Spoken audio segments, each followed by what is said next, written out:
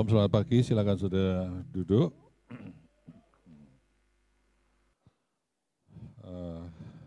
Sungguh hari ini hari yang khusus karena beberapa waktu yang lalu ibu kita tercinta Bu Christine sudah dipanggil Tuhan dan beliau menghubungi saya untuk melayani hari ini, tetapi beliau sudah berada di surga ya saat ini ya. Kita tentu sangat mengasihi beliau. Saya sendiri secara pribadi tanggal 1 April yang lalu kakak kandung saya juga dipanggil Tuhan. Jadi kami yang sudah usia ini ya Bu, antri satu-satu. Kita semua yang sudah usia tentu nunggu giliran ya. Tapi apapun kalau kita masih dikasih hidup pasti ada maksud dan rencananya untuk kita kerjakan yang terbaik. Puji Tuhan. Pagi hari ini saya akan sharing tentang hal ini ya. Saya beri judul yang sedikit provokatif. Yaitu judulnya Membawa Tuhan vs atau melawan di bawah Tuhan. Kita mau lihat ayat yang akan kita baca sama-sama ya. Boleh diklik selanjutnya. Di dalam 1 Samuel 4 ayat 2 sampai 4 di situ. Maaf saya agak kecil tulisannya karena ayatnya banyak. Saya ceritakan dulu latar belakang dari ayat ini. Waktu itu bangsa Israel ini di zamannya Imam Eli, lalu Samuel itu oleh ibunya diserahkan ke rumah Tuhan dan dididik oleh Imam Eli, dipelihara Imam Eli sehingga menjadi dewasa dan seterusnya. Tetapi pada waktu itu Imam Eli dikenal sebagai imam yang pada waktu itu tidak bagus. Karena kedua anaknya, Hofni dan Pinehas, berperilaku buruk dan dia tidak menegur. Sehingga Tuhan meninggalkan Israel, umatnya. Dalam hidup ini sebetulnya simple tetapi juga tidak simple, mudah tetapi juga tidak mudah. Intinya kalau kita, saudara dan saya, takut akan Tuhan, cinta akan Tuhan, hidup sesuai dengan firman Tuhan, pasti Tuhan menyertai. Kalau kita meninggalkan Tuhan, tidak peduli akan Tuhan, mengabaikan akan Tuhan, tidak hidup sesuai dengan firman Tuhan, Tuhan akan meninggalkan kita. Hanya itu saja. Dan sungguh, percaya atau tidak, tapi itu kenyataannya dalam hidup ini ketika Tuhan sudah meninggalkan kita, semuanya akan kacau. Pada zaman itu, keadaan juga sudah sangat buruk. Orang-orang yang mempersembahkan korban begitu mengalami suatu perbuatan yang buruk dari kedua anak Imam Eli ini, Hofni dan Pinehas. Dia seenaknya sendiri mengambil, merampas, dan melakukan apapun yang dia mau. Begitu banyak dosa yang dilakukan oleh Hofni dan Pinehas, anak Imam Eli ini.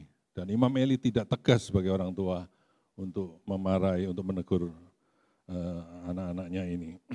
Sehingga Tuhan sangat marah dan meninggalkan umat Israel. Kita mau baca mulai ayat kedua, dikatakan, orang Filistin mengatur barisannya berhadapan dengan orang Israel. Ketika pertempuran menghebat, terpukullah kalah orang Israel oleh orang Filistin dan menewaskan kira-kira 4.000 orang di medan pertempuran itu, banyak sekali. Ketika tentara itu kembali ke perkemahan, berkatalah para tua-tua Israel, mengapa Tuhan membuat kita terpukul kalah oleh orang Filistin pada hari ini? Marilah kita mengambil dari Silo tabut perjanjian Tuhan, supaya ia datang di tengah-tengah kita dan melepaskan kita dari tangan musuh kita. Jadi mereka berinisiatif membawa tabut perjanjian untuk menghadapi musuh mereka. 4, kemudian bangsa itu menyuruh orang ke Silo, lalu mereka mengangkat dari sana tabut perjanjian Tuhan semesta alam yang bersemayam di atas para kerub. Kedua anak Eli, Hofni dan Pinehas, ada di sana dekat tabut perjanjian Allah itu. Segera sesudah tabut perjanjian Tuhan sampai ke perkemahan, bersoraklah seluruh Israel dengan nyaring, sehingga bumi bergetar, gegap gempita sekali. Luar biasa sorak-sorai mereka. Dan orang Filistin yang mendengar bunyi sorak itu berkata, apakah bunyi sorak yang nyaring di perkemahan orang Ibrani itu? Ketika diketahui mereka bahwa tabut Tuhan telah sampai ke perkemahan itu, saya lanjutkan saja, ketakutanlah orang Filistin sebab kata mereka, telah datang ke perkemahan itu dan mereka berkata, celakalah kita sebab seperti itu belum pernah terjadi dahulu. Celakalah kita, siapakah yang menolong kita dari tangan Allah yang maha dahsyat ini? Inilah juga Allah yang telah menghajar orang Mesir dengan berbagai-bagai tulah di padang gurun. Jadi mereka itu sudah mendengar kehebatan Tuhan dan mereka sebetulnya sudah patah semangat, sudah kalau bahasa sederhana grogi, sudah sungguh-sungguh enggak punya lagi daya untuk menghadapi. Mereka sudah betul-betul tidak ada kekuatan lagi, tidak ada keyakinan lagi dirinya. Lalu ayat 9 dikatakan, ayat 8 lebih dahulu, celakalah kita, siapakah yang menolong kita dari tangan Allah yang maha dahsyat tadi itu ya. 9, kuatkanlah hatimu dan berlakulah seperti laki-laki. Nah, daripada mati sia-sia, maka mereka bertekad, ayo sudah kita hadapi sebagai laki-laki lah. Mati tapi sebagai laki-laki, tidak lari terbirit-birit dan sebagainya. Jadi mereka sebetulnya menghadapi, ya sudah asal-asalan begitu aja, pokoknya mati terhormat, mereka sudah berpikir seperti itu. Ayat 10 perhatikan, lalu berperanglah orang Filistin sehingga apa yang terjadi di situ? Orang Israel terpukul kalah.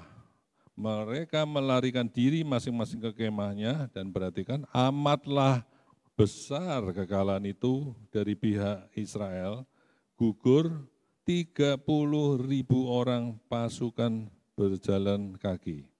11, lagi pula tabut Allah dirampas dan kedua anak Eli, Hofni, dan Pinehas tewas.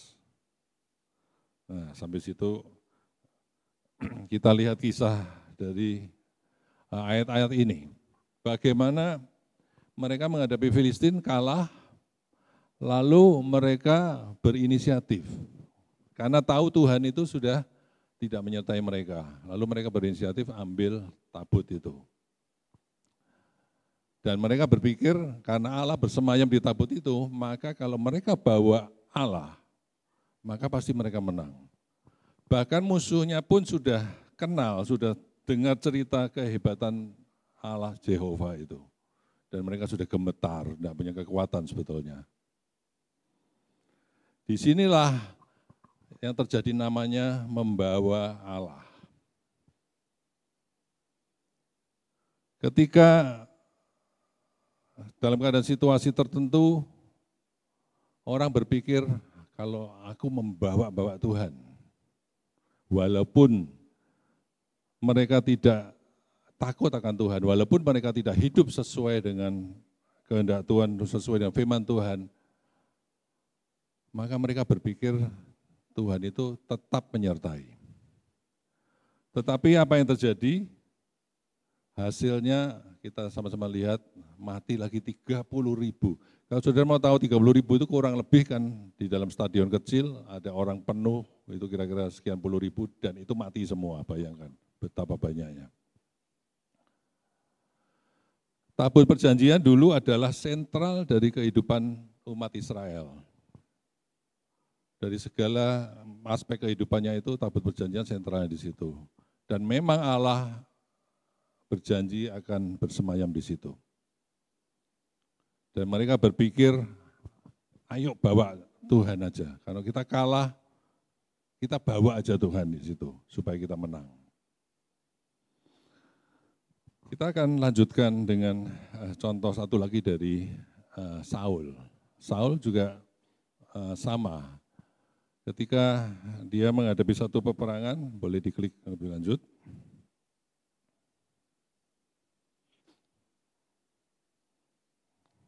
Saul dalam peperangan juga dia mengalami hal yang sama. Di dalam 1 Samuel 13,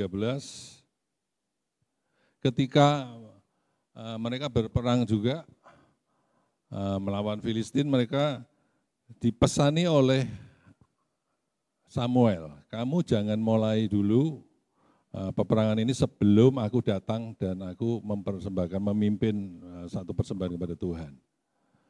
Tetapi secara kasat mata ketika dilihat keadaannya sudah sulit, bangsa Israel pasukannya sudah terserak-serak dan sebagainya, maka Saul menjadi takut.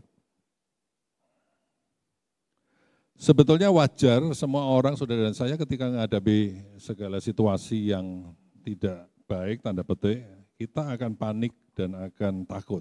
Itu reaksi wajar kita semua. Tetapi pengenalan Tuhan dari kita ini akan menentukan apa tindakan saudara dan saya. Kita lihat ayat di sini, saya bacakan mulai 9.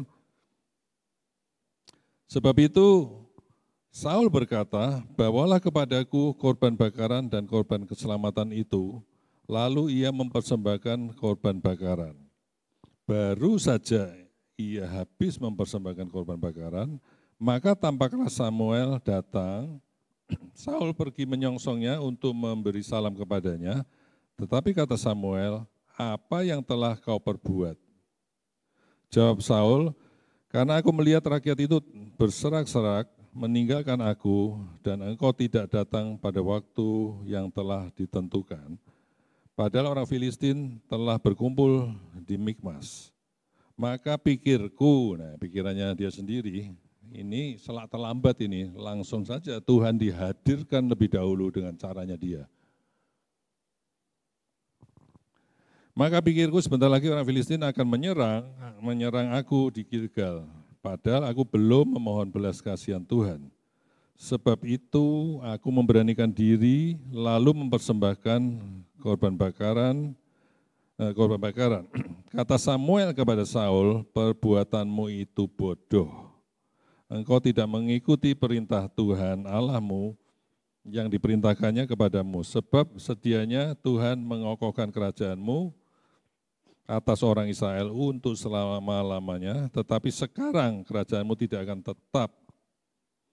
Tuhan telah memilih seorang yang berkenan di hatinya, dan Tuhan telah menunjuk dia menjadi raja atas umat-Nya. Karena engkau tidak mengikuti apa yang diperintahkan Tuhan kepadamu. Saudara perhatikan apa yang dilakukan Saul sama. Ketika dia berpikir sendiri, wah ini tidak nututi ini, saya harus bertindak. Segera mempersembahkan sendiri, tidak ikut aturan, tidak tunggu Samuel, lalu segera bergerak sendiri dengan caranya sendiri. Dan apa yang terjadi? Ketika orang memaksakan diri dengan pikiran logikanya sendiri, maka penyertaan Tuhan tetap tidak ada. Sekarang kita lihat apa yang terjadi di dalam keseharian kita. Saudara dan saya kadang-kadang kita kalau tidak waspada, kita melakukan sama seperti yang dua cerita yang kita barusan sama-sama baca ini. Banyak kali saudara dan saya menghadapi hidup ini tidak mulus ya. Kita semua terutama yang berbisnis tahu keadaan sekarang ini secara ekonomi, secara apapun mengalami banyak penurunan. Banyak kesulitan sedang dihadapi pekerjaan, ada yang susah, berita-berita mengatakan di mana itu Jawa Barat atau Jawa Tengah dan sebagainya ada lowongan pekerjaan sekian, misalnya 2.500 yang datang 25.000. Mereka berebut-rebut. mereka yang di PHK begitu banyak, dan seterusnya. Keadaan ini bisa terjadi seperti itu. Dan ketika saudara dan saya menghadapi kesulitan apapun dalam pekerjaan, dalam bisnis, atau dalam apapun, maka kita tentu bisa berlogika sendiri, berpikir sendiri, berencana sendiri, mengatur rencana sendiri, dan di situ kalau kita tidak hati-hati, rencana yang akan kita buat, keputusan yang akan kita buat, kita pikirkan sendiri, kita logika sendiri, kita rancangkan sendiri, lalu setelah selesai, kita biasanya selalu tutup dengan doa yang kelihatannya rohani. Doanya kurang lebih begini, Bapa kami yang di surga, kiranya rencana yang aku buat ini, yang kami buat ini, Engkau memberkati. Kalau bagus lagi, jadikanlah ini rencanamu, malah dipaksa seperti itu. Kiranya Engkau menolong A, B, C, dan sebagainya, seterusnya. Padahal kalau kita jujur, ini rencana siapa? Seringkali tanpa disadari, itu rencana saudara dan saya sendiri, kita sendiri merancangkan, seringkali juga lupa, bahkan tidak berdoa, tidak merenungkan akan kehendak Tuhan itu apa. Saya menyemangati saudara sekalian, saya menghimbau kalau saudara ini adalah orang-orang Kristen, di sini saya percaya hampir tidak ada yang baru bertobat, kebanyakan sudah Kristen lama. Betul tidak? Kalau saya boleh tahu, berapa yang sudah di antara saudara yang sudah 1 tahun lebih aja dalam Tuhan? Boleh angkat tangannya? Wah, semua Kristen baru. 1 tahun aja tidak ada. Jangan malu coba. Yang sudah 1 tahun ke atas menjadi seorang Kristen. Terima kasih. Saya percaya walaupun tidak angkat tangan, sebagian mungkin malu, enggan dan sebagainya. Tapi kebanyakan saudara adalah Kristen lama. Kisah tentang tabut perjanjian ini sebetulnya juga menggambarkan sama. Orang yang ngerti tentang tabut perjanjian itu bukan orang baru bertobat. Orang Kristen lama, orang yang sebetulnya sudah tahu Tuhan. Saya lebih suka memakai kata tahu, bukan kenal. Mereka tahu bahwa selama ini di situ ada tabut, di tabut itu ada hadirat Tuhan dan ini dan itu, bukan orang yang belum tahu Tuhan. Tetapi mereka cenderung tidak mengenal Tuhan. Nah, saya ingin mendorong saudara sekalian, ayo kita ini harus jadi orang Kristen yang mengenal, bukan tahu. Kalau kita cuma tahu, tidak ada bedanya dengan orang yang belum bertobat. Saya tidak ingin masuk terlalu dalam, tapi kalau saya tanya lebih detail lagi, misalnya begini, berapa di antara saudara yang pernah mendengar suara Tuhan? Mungkin makin sedikit lagi.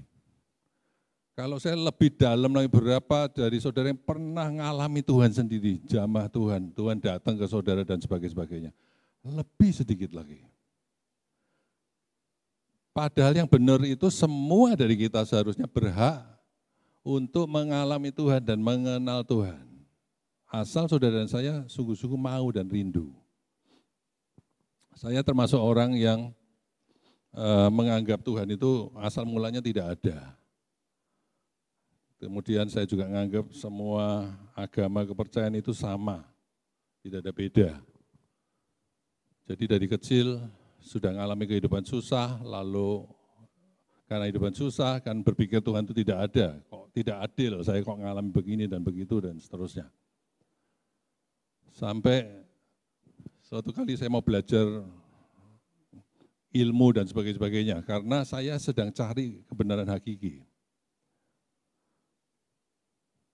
Saudara harus, saya semangati saudara, saya himbau saudara, harus paling tidak saudara itu mungkin sudah Kristen sekian tahun, tidak mengalami apa-apa, tidak, ya sedikit-sedikit mengalami ya di gatoisasi kadang-kadang ini, oh ini Tuhan karena menolong, oh ini Tuhan karena begini. Tuh. Tapi saudara tidak real, secara nyata mengalami Tuhan. Saudara perlu kejar itu. Setiap orang yang mengejar itu pasti dapat. Firman Tuhan bilang, setiap orang yang meminta akan diberi. Setiap orang yang mencari akan mendapatkan, dan setiap orang yang mengetok, pintu akan dibukakan. Itu berbicara tentang tingkat.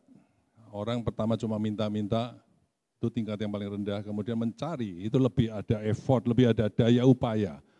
Lalu mengetuk itu lebih tinggi lagi. Dikatakan setiap orang, jadi tidak ada satupun yang tidak diberi. Maka dari itu kalau saudara dan saya, kita Kristennya datar-datar saja, tidak mengalami apa-apa, tidak mengalami sungguh Tuhan itu hadir, tidak pernah mengalami pribadi Tuhan itu datang ke hidup saudara dan sebagainya. Saudara perlu punya kerinduan. Rugi kita sebagai Kristen yang diberi hak sebetulnya untuk mengalami itu semua, tetapi kita tidak mengalami. Setidaknya sekali dalam hidup saudara, berdoalah dan mintalah dan kejarlah Tuhan. Saudara bilang, Tuhan aku mau mengalami Engkau. Tidak cuma cerita dari si A, si B, si C, tapi aku sendiri mau mengalami Engkau.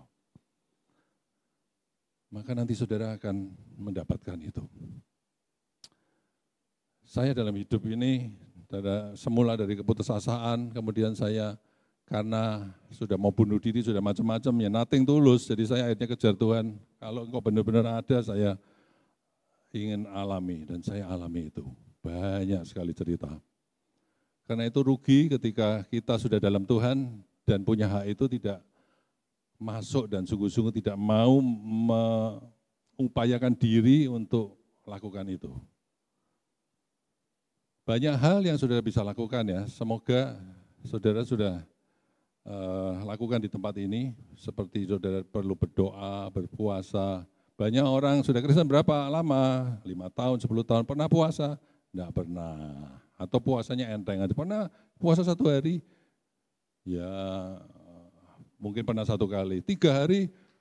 Ya enggak pernah. Dan seterusnya. Padahal saudara perlu ada daya upaya, kerendahan hati, tekad yang bulat, menyalipkan daging untuk mengalami itu semua. Kalau saudara dan saya lakukan itu, Tuhan itu rendah hati. Dia itu senantiasa mau datang kepada orang yang rindu dan mencari Dia. Sekarang kita lihat apa yang terjadi dengan Daud. Coba bandingkan. Ketika yang dilakukan oleh tadi bangsa Israel melalui kisah dari Hofni dan Pinehas, mereka bawa tabut. Allah sebetulnya memang ada di situ, tapi Allah tidak mau menolong. Dan mereka kalah telak. Kemudian sama, Saul juga melakukan hal yang sama, dia paksakan Tuhan untuk di situ, untuk memulai sesuatu dan sebagainya, akhirnya kalah juga. Mereka tidak berhasil hidupnya. Sekarang kita belajar dari Daud.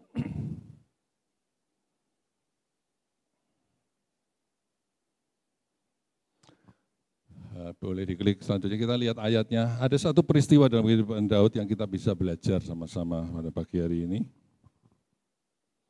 Ketika itu Absalom berontak terhadap Daud. Ayatnya boleh dibuka, 2 Samuel 15.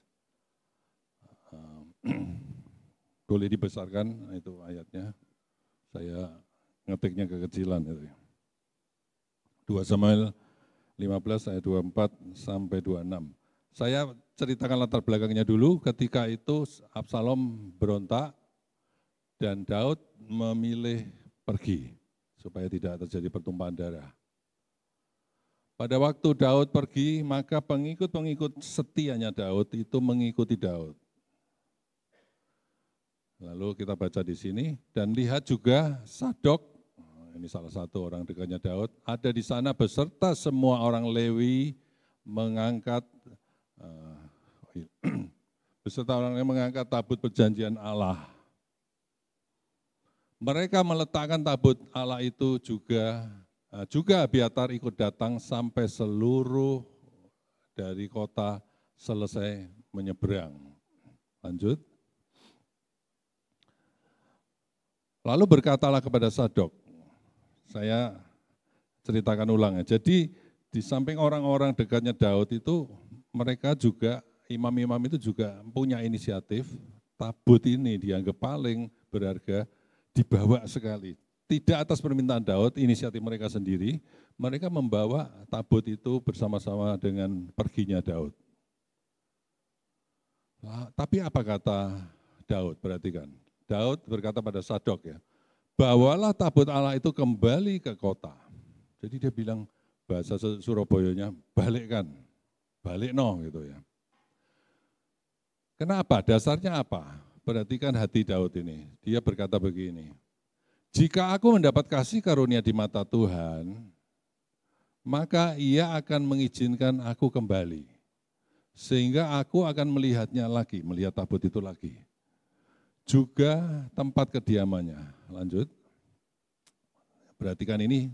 Tetapi jika ia berfirman begini, aku tidak berkenan kepadamu Daud, maka aku bersedia. Biarlah dilakukan kepadaku apa yang baik di matanya. Ini artinya apa? Seperti judul saya, kalau tadi orang yang Ofni Pinehas dan orang Israel tadi membawa-bawa Tuhan. Tuhan dipaksa-paksa dimasukkan di dalam rencana mereka, di dalam kegiatan mereka, di dalam apa yang menjadi kehendak mereka. Kalau ini Daud lebih mengenal Tuhan, dia ngerti betul. Dia memasukkan diri dari dengan apa dia bilang? Biarlah kehendak Tuhan yang jadi atas hidupku. Biarlah Tuhan yang membawa aku kemana dia mau. Ini sangat berbeda sekali. Ada dua perbedaan besar. Kita bisa membawa-bawa Tuhan, kemauan kita, rencana kita, dan apapun yang kita kerjakan. Sering tadi saya ceritakan dilabeli dengan doa yang indah dan sebagainya. Kiranya rencanamu terjadi, engkau memberkati ini dan itu dan sebagainya. Padahal sejak awal itu kita tidak tanya Tuhan, tidak minta rencana Tuhan apa, tidak berdoa lebih dahulu, tidak minta hikmat Tuhan dulu, tuntunan Tuhan untuk membuat satu langkah dan rencana. Tetapi akhir-akhirnya kita minta stempel saja, kita minta paksakan Tuhan di situ. Kita yang bawa Tuhan secara dibungkus rohani, lalu kadang dengan gegabah bilang, ini rencanamu Tuhan, genapilah. Padahal itu rencana kita semua. Perhatikan yang Daud lakukan, begitu luar biasa. Dia bilang, kalau dia berkenan kepadaku, dia mau bawa aku balik untuk lihat lagi, silakan. Kalau tidak, silakan. Artinya apa? Dia menyerahkan sepenuhnya pada kehendak Tuhan. Dan orang yang seperti ini kita tahu, selalu disertai oleh Tuhan dan selalu berhasil hidupnya. Memang Daud melakukan satu kesalahan, akibatnya salah satunya pemberontakan Absalom ini. Ketika dia bersalah, mengambil Betseba, membunuh Uria, lalu hukuman Tuhan itu datang. Karena itu kita harus belajar dari kehidupan Daud. Saudara dan saya kalau kita mau berhasil dalam hidup kita ini, apapun yang kita kerjakan, ayo belajar minta diri di bawah Tuhan. Tuhan engkau maunya apa? Ketika kita mau bikin rencana, keputusan, sama. Saudara dan saya perlu belajar berdiam dulu, berdoa, sampai Tuhan bicara, lalu saudara baru melakukan apa yang Tuhan ilhamkan pada saudara itu.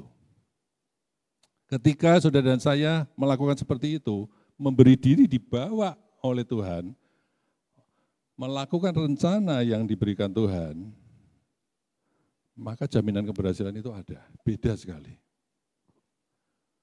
Saya dalam hidup ini paling takut kalau saya keliru. Saya pikir itu kehendak Tuhan, ternyata bukan. Suatu kali ada satu hal, benda yang mungkin tidak terlalu mahal untuk dibeli. Teman saya tegur saya begini, kamu itu uang yang kamu punya jauh lebih banyak dari yang kamu mau pikirkan beli atau tidak itu. Kenapa kamu mikir-mikir terlalu lama? Padahal asetmu, padahal uangmu segitu banyaknya.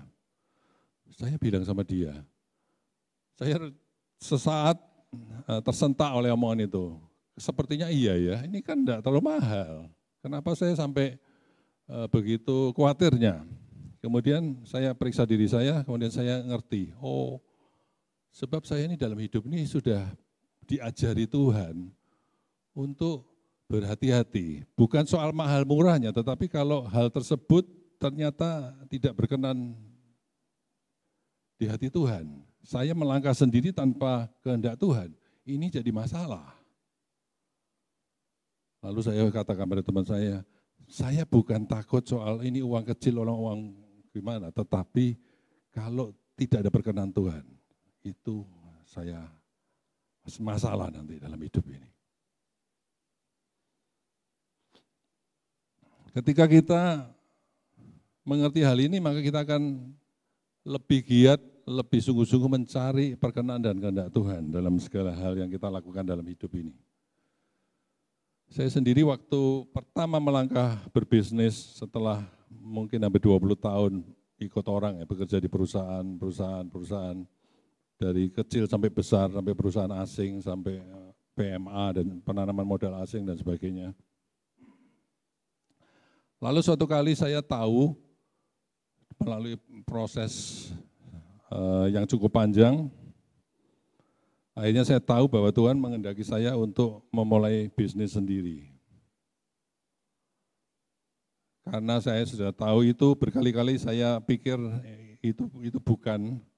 Saudara kalau mau tahu ngecek ini hanya simple saja ya. Saya senang ngomong yang praktis-praktis saja.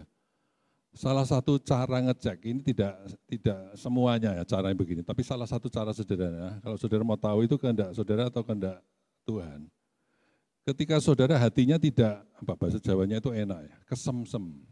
Ketika kita hatinya tidak kesemsem akan hal itu, lalu saudara siap untuk kehilangan atau membuang hal itu, tidak usah. Biasanya, perhatikan ini, kalau dari Tuhan itu malah dibawa ke saudara terus gitu. Tidak kemilian, tapi malah dikejarkan ke saudara gitu. Ngerti ya maksudnya ya? Kalau di sini ada pemuda-pemudi yang masih cari pasangan, saya tidak tahu, saya tidak wawancari saudara. Saudara akan hampir pasti salah berdoa ketika saudara naksir dulu kepada laki atau perempuan itu, jatuh cinta dulu lalu berdoa, itu hampir pasti salah. Saya ngalami itu. Caranya bagaimana? Sebelum saudara masuk sejauh itu, saudara berdoa dulu. Tapi kalau sudah kadung jatuh cinta, senyumnya, apanya, tidak bisa tidur, kita bayangkan ini itu. Lalu kita berdoa, walaupun sejam, 2 jam. Jawabannya apa? Ya pasti itu gitu. Itu saya ngalami kesalahan itu. Jadi dalam bahasa kita yang kuliah-kuliah ini ada bahasa kerennya ya. Terjadi penyimpangan, dispersi, akibat dari sudah kesemsem itu. Apa yang harus kita lakukan dalam langkah sederhana? Ketika kita mau lakukan sesuatu, memutuskan sesuatu, beli sesuatu, dan sebagainya, hati kita jangan berpaut dulu. Belajar begitu. Salah satu cara mengetahui bagaimana doa itu dijawab, saya nge-flow aja ya, kemana Roh Kudus bawa. Bagaimana kalau ditanya, kok Bapak bisa banyak kali dengar suara Tuhan dan sebagainya. Saya kasih tahu langkah-langkah sederhana untuk saudara yang belum mengalami. Paling gampang dengar suara Tuhan itu bagaimana? Kalau berdoa, jangan siapkan jawaban dulu. Jangan sudah punya tabel, oh ini kemungkinan jawabannya 1 atau 2 atau 3 atau 4. Kalau saudara sudah punya begitu itu lebih sulit. Kalau saudara tidak punya planning apa-apa, jawaban, rencana apa-apa, lalu sudah datang ke Tuhan dengan hati murni, tidak menyiapkan jawaban, itu paling gampang. Jadi betapa indahnya ketika kita memulai sesuatu berdoa dan tanya Tuhan itu di awal-awal, sebelum prosesnya sudah dalam. Kalau saudara mau beli rumah, beli tanah, apa segala macam, lebih baik berdoa jauh sebelum saudara tinjau suatu tanah atau suatu rumah. Daripada sudah meninjau suatu rumah sama istri, sudah seneng, wah ini mantap ini, ayo kita berdoa. Loh hatinya sudah di situ. Akan sulit terjadi penyimpangan-penyimpangan ini. Bisa jadi itu kehendak Tuhan, tidak mesti itu bukan kehendak Tuhan, tetapi akan menyulitkan.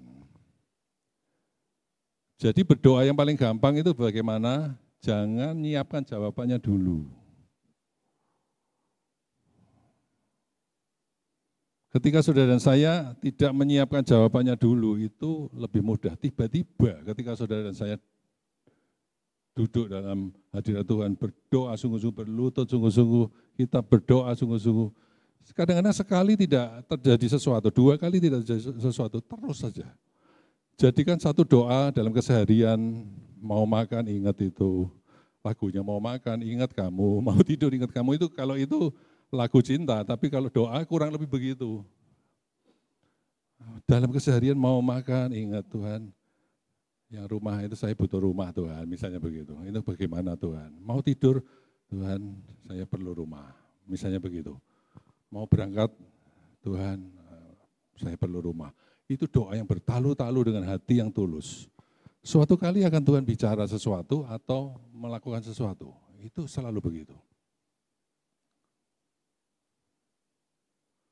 Banyak sekali, saya tidak punya waktu untuk bersaksi, tetapi banyak sekali kejadian seperti itu yang saya alami. Termasuk pekerjaan yang saya lakukan sampai hari ini, sudah masuk ke tahun ke-25, sudah 25 tahun. Saya mengalami apa yang dikatakan di bilangan 28 ya. Yang kita sangat suka, kita akan menjadi kepala bukan ekor, akan tetap naik bukan turun. Itu saya alami. Ketika saya tahu Tuhan suruh berbisnis, saya berdoa seperti itu, tidak punya konsep, tidak punya pikiran, sudah mikir-mikir dulu lalu berdoa. Saya bilang sama Tuhan, kalau engkau kehendaki saya berbisnis, kasih tahu Tuhan bisnis apa. Dan itu keseharian saya jadikan doa, tanpa berpikir apa-apa. Sampai kira-kira sekian bulan kemudian, saya lupa 6 bulan atau 9 bulan atau berapa bulan kemudian, kemudian Tuhan baru berbicara, kamu harus lakukan ini. Itu pun tidak mudah, ketika ini saya mulai doakan lagi dan makin mantap. Lalu saya berkata pada istri saya kaget, loh kamu enggak salah, kok ini yang kamu melakukan, kamu kan keahliannya itu. Ya ini juga saya punya keahlian, tapi yang sering saya lakukan terakhir adalah yang itu. Gitu. Lalu saya sharing kepada saudara-saudara saya kandung, saya 6 bersaudara, saya sharing pada saudara-saudara saya mau bekerja ini. Lalu mereka semua merasa salah. Jadi tidak mudah, kadang tantangan itu ada. Tapi ketika itu dari Tuhan, itu akan tambah kuat. Dengan hati tulus itu Tuhan akan mantapkan itu. Dan akhirnya sampai saya mulai bisnis itu, dan sungguh bisnis itu mulai jalan. Ketika sudah mulai jalan, tidak butuh waktu lama, mungkin cuma 2-3 tahun kemudian, semua orang termasuk istri saya melihat bahwa Tuhan ada di situ. Semua mengaku tanda petik dosa mereka semua. Mereka bilang semua, iya dulu aku pikir itu salah. Ternyata ini jelas dari Tuhan. Sudah ngerti bedanya. Ketika itu dilakukan dengan sungguh-sungguh dan itu dari Tuhan. Kita dibawa Tuhan oleh rencananya. Dan itu pasti berhasil. Ketika saya baru mulai bisnis itu mungkin 6 bulan atau berapa bulan, istri saya tiba-tiba berdoa sendiri sama Tuhan tanpa saya tahu. Dia bilang gini, karena saya masih belum keluar dari tempat saya kerja terakhir, masih dalam proses resign, proses mengundurkan diri, jadi istri saya yang jalankan sehari-hari. Lalu tiba-tiba dia punya doa sendiri sama Tuhan ketika keuangan itu mepet, harus bayar supplier, lalu dia berdoa sendiri sama Tuhan, Tuhan kalau sampai waktu nanti bayar itu tidak ada uang, wes tak tutup aja bisnis ini. Saya tutup bisnis ini Tuhan, dia gitu. Dia sendiri sama Tuhan saya tidak tahu. Tapi karena itu dari Tuhan, Tuhan genapi janjinya.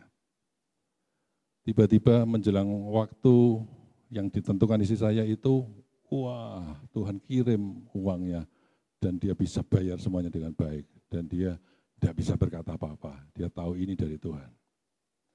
Jadi ketika dari Tuhan itu, yang melakukan itu Tuhan, bukan saudara dan saya. Yang membackup itu kalau ada apa-apa, Tuhan. Kalau kita sendiri yang atur rencana, ketika ada problem, siapa yang bertanggung jawab? Bisakah kita bilang, Tuhan engkau tanggung jawab? Tidak bisa.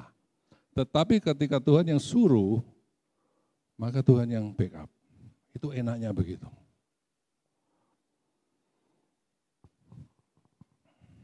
Saya mestinya banyak cerita tapi tidak cukup waktu, saya akan tutup satu kesaksian terakhir saja. Bertahun-tahun yang lalu, di samping kantor dan pabrik saya, tempat memproduksi sesuatu, di seberang jalan itu ada sebuah tanah yang cukup besar, kira-kira 400 meter persegi, cukup besar. Dan karena perusahaan saya terus berkembang, jadi saya berpikir, wah tanah itu kosong, nanti ini pasti bagus kalau saya beli, nanti untuk pengembangan. Karena memang tempat saya ini semula kecil, tambah lama tambah sebelahnya dibeli terus sampai dari cuma 200 sudah 2000 lebih. Jadi ini bagus sekali tanahnya. Jadi apa yang saya lakukan sebagai anak Tuhan tentu berdoa. Dan banyak pengajaran yang lalu tentang Yosua. Yosua, Tuhan janji apa? Nanti tanah yang kau injak akan aku berikan kepadamu. Wah, saya terinspirasi ayat itu. Jadi itu tanah kosong tapi ada bersemak-semak, tidak semuanya rata, masih ada yang berair. Jadi saya tidak bisa nginjak seluruhnya. Yang bisa saya injak. Dalam nama Yesus, gitu. Seperti Yosua yang kau janjikan. Sambil berbahasa roh keliling saya injak itu semua. Saya berdoa, tidak kurang dari sekian bulan. Ini long story short, disederhanakan cerita yang panjang itu. Setelah bergumul, berdoa dalam waktu yang cukup lama, kepingin tanah itu,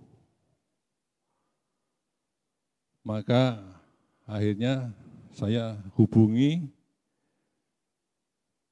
pemiliknya karena saya kenal. Saya punya teleponnya.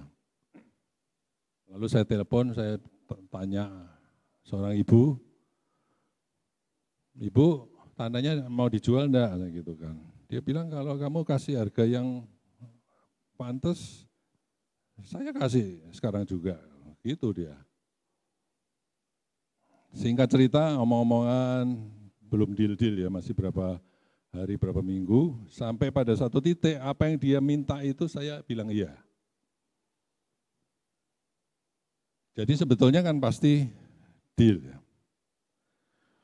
Dan pada waktu saya mau kirim down payment DP, sesuatu yang aneh terjadi, tiba-tiba ibu itu menolak, enggak usah dulu dah. Gitu. Saya bingung. Dia sendiri mulutnya berkata, kalau nilai sekian kamu mau, tak kasih sekarang juga. Sekarang dia sendiri begitu. Dan memang ada kejadian-kejadian aneh sebelumnya, berbulan-bulan sebelumnya, itu tetangga dekat dari situ, samping saya. Jadi saya punya kantor begini, tanya di depan, tetangga saya ini kan juga hampir di depannya juga. Suatu kali saya punya tukang cerita sama saya, "Pak, tadi pagi dia nanam kepala kebo di depan tanah itu." Entah maksudnya apa ya. Tapi setelah saya membayangkan sampai sekarang ya mungkin aja dia sudah secara kuasa gelap dia ngecup tempat itu ya. Maka ditanemin dulu kepala kebo bukan tanahnya tapi ditanamin dulu. Nah, saya enggak tahu apa yang terjadi, tetapi singkat cerita, sudah deal harga itu bisa batal total.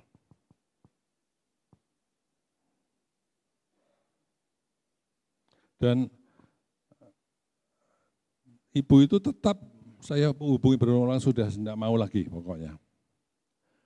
Kemudian hilang dari peredaran kata orang begitu ya. Kemudian sekitar 6 atau 7 tahun kemudian atau berapa tahun kemudian tiba-tiba muncul lagi dengan sebuah patok di tanah itu dijual begitu. Wah, saya kaget. Ketika ada tulisan dijual, saya segera telepon ibu itu, saya bilang, "Loh Bu, tanahnya dijual lagi?" "Iya." Terus saya bilang, "Nah sekarang harganya berapa?" Sudah tahu harga yang disebutkan oleh ibu itu, karena memang Bu Siani pasti tahu, itu zaman bubbling ya, harga yang gila-gilaan. Harga yang kali itu disebutkan bisa 6-7 kali lebih mahal daripada yang dulu kita deal. Jadi itu harga yang tidak masuk akal. Kalau 2 kali gitu kan masih lebih masuk akal ya, ini bisa 6-7 kali lipat. Dan memang sebetulnya tanah pada waktu tahun itu memang naiknya luar biasa. Yang tahu properti pasti tahu. Tapi saya bilang sama ibu itu, ibu kan sudah deal sama saya, sudah bilang sendiri. Nah sekarang kenapa enggak dikasihkan saya saja, harganya boleh naik tapi jangan ngawur saya gitu. Singkat cerita dia tetap tidak mau. Dan apa yang terjadi, beberapa bulan kemudian tanah itu dibeli oleh seseorang dan akhirnya saya tahu yang beli siapa saudara? Yang nanam kepala kebo itu.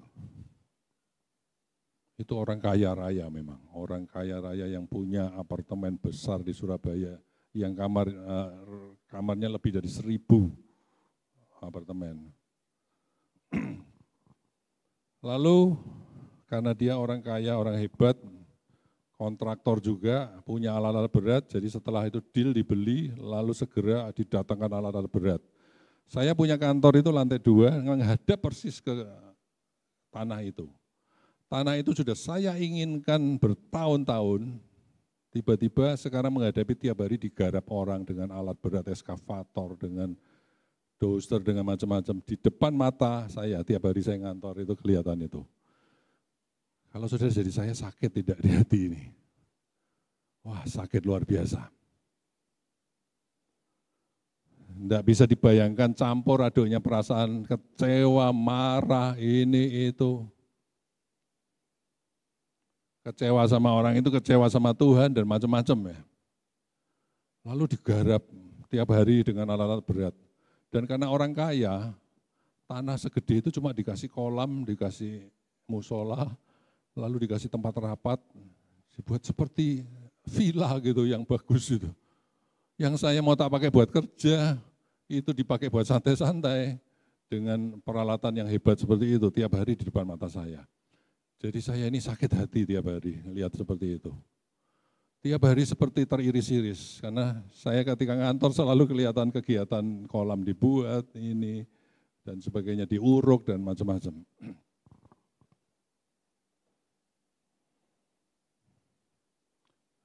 Pemain musik boleh balik ke depan, saya tidak lama lagi. Dan ketika itu terjadi, ada kemarahan, kekecewaan di dalam hati saya. Tuhan kenapa seperti ini? Saya waktu itu belum sadar bahwa ternyata itu kehendak saya sendiri lebih dominan, lebih kuat daripada kehendak Tuhan. Jadi saya hari demi hari, minggu demi minggu bergumul dengan perasaan yang tidak karu-karuan di dalam hati saya, kekecewaan dan sebagainya.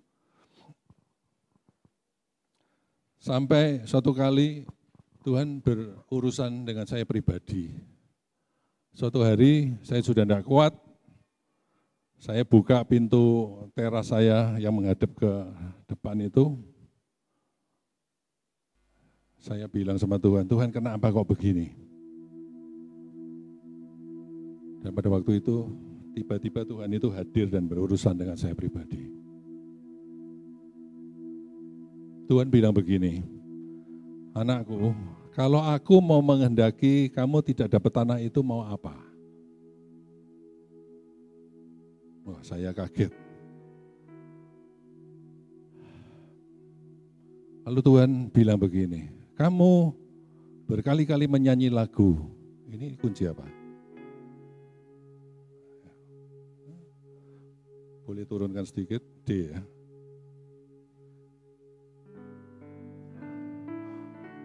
Engkaulah Tuhan, Engkaulah Raja, berdaulat atas hidupku, ku berserah penuh. Tuhan ingatkan, kamu sering nyanyi lagu ini kah? Ya Tuhan, Engkau bilang, berdaulatlah atas hidupku dan ku berserah penuh. Kalau aku mau ambil tanah ini, Engkau mau apa? Saya tertegun, tidak bisa bilang apa-apa. Saya bilang, ya, tidak apa-apa Tuhan, silakan ambil. Tuhan bilang, kamu munafik. Kamu sering nyanyi lagu ini. Kamu bilang, berdaulatlah atas hidupku. Tetapi kenyataan kamu mau yang kamu mau. Yang kamu kehendaki, kamu mau itu lakukan. Padahal kamu sering nyanyi lagu ini, tetapi kamu tidak mau kehendakku yang jadi. Saya menangis waktu itu. Saya berlutut sebisanya di pintu, saya bilang, Tuhan ampuni, saya sadar. Saya sering nyanyi lagu ini, saudara, dan saya mungkin sering nyanyi lagu ini. Tapi kita tidak menyerahkan sungguh-sungguh kehendak dan kedaulatan Tuhan itu dalam hidup kita. Saya bertobat seketika, saya bilang sama Tuhan, Tuhan sekarang kalau Engkau mau ambil Tuhan. Silakan. Saya tidak mau lagi pertahankan. Biar kehendak-Mu yang jadi. Saya mengizinkan Tuhan bawa saya, bukan saya dibawa Tuhan. Bukan saya bawa Tuhan, tapi Tuhan bawa saya. Terserah Tuhan. Nah, apa yang terjadi ketika saya menyerahkan diri sungguh-sungguh pada Tuhan? Damai sejahtera yang luar biasa itu mengalir dalam hidup saya. Mulai hari itu saya tidak lagi ada sakit hati, ada kekecewaan. Oh, itu tanah digarap sampai selesai. Saya sejahtera penuh. Tuhan silakan. Engkau mau apapun, saya mau ikut Engkau.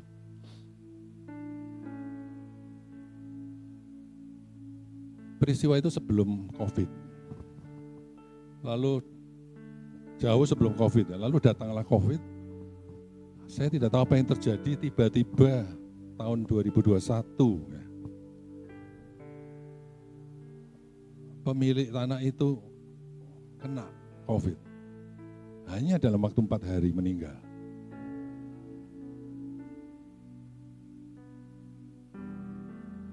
Dalam keadaan anak-anaknya belum siap, anaknya sudah dewasa tapi belum siap untuk meneruskan usahanya. Ditinggali hutang yang banyak karena perusahaannya besar. Lalu berkali-kali saya dihubungi oleh keluarganya, oleh anaknya, oleh stafnya, oleh apapun.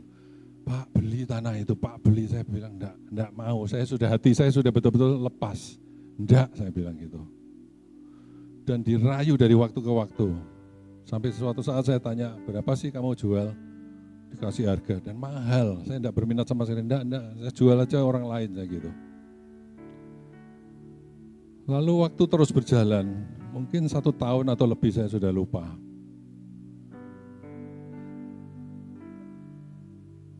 Kemudian suatu kali saya, untuk kesekian kalinya dihubungi lagi oleh anak dari pemilik itu. Pak, tolonglah, ayo kita meeting sebentar di tempat itu, Pak. Saya mau bicara dari hati ke hati. Saya pikir ini kesempatan juga menginjili, jadi saya gitu. Kemudian saya temui orang itu, lalu ternyata di situ sudah ada orang itu dan juga ada staf dari bank, di mana dia ngambil kredit gitu. Lalu singkat cerita dia bilang, Pak, tolong tanah ini dibeli, Pak, karena dijual terus tidak laku ya. Tidak tahu gimana bisa tidak ada orang yang mau. Akhirnya dia bilang dengan hati terbuka, Pak tolong diberi dengan harga apa adanya aja, saya ngambil kredit berapa sudah ambil segitu aja. Lalu saya tanya berapa. Lalu dia sebutkan sebuah angka dan saya lihat, nah kalau itu murah itu. Saya bilang, oke, kalau Tuhan izinkan saya akan beli. Dan untuk menyingkat cerita, akhirnya saya beli tanah itu dengan harga yang murah. Kalau saya mau tepuk tangan buat Tuhan, silakan tepuk tangan. Saudara lihat, ketika hati kita sudah diserahkan pada Tuhan sungguh-sungguh, dan Tuhan tetap berkehendak tanah itu buat kita, Dia akan balikkan itu ke kita, bahkan sampai ditarik-tarik sampai begitu rupa. Akhirnya hari ini jadi milik kami. Saudara, ini pelajaran berharga, saya pun belajar banyak dari peristiwa ini. Lebih baik saudara dan saya dibawa oleh Tuhan kemana Tuhan mau. Pasti itu damai sejahtera, pasti itu terbaik. Daripada kita memikir-mikirkan diri sendiri, cara kita sendiri, rencana kita sendiri. Yesaya 55 bilang, sejauh langit dari bumi, bedanya pikiranmu dengan pikiranku, rancanganmu dengan rancanganku. Kenapa kita tidak memberikan diri masuk dalam rancangan Tuhan, dibawa oleh Tuhan dalam rancangannya Dia? Pasti sejahtera. Kelihatannya agak terlambat, tidak ada masalah. Tidak pernah terlambat.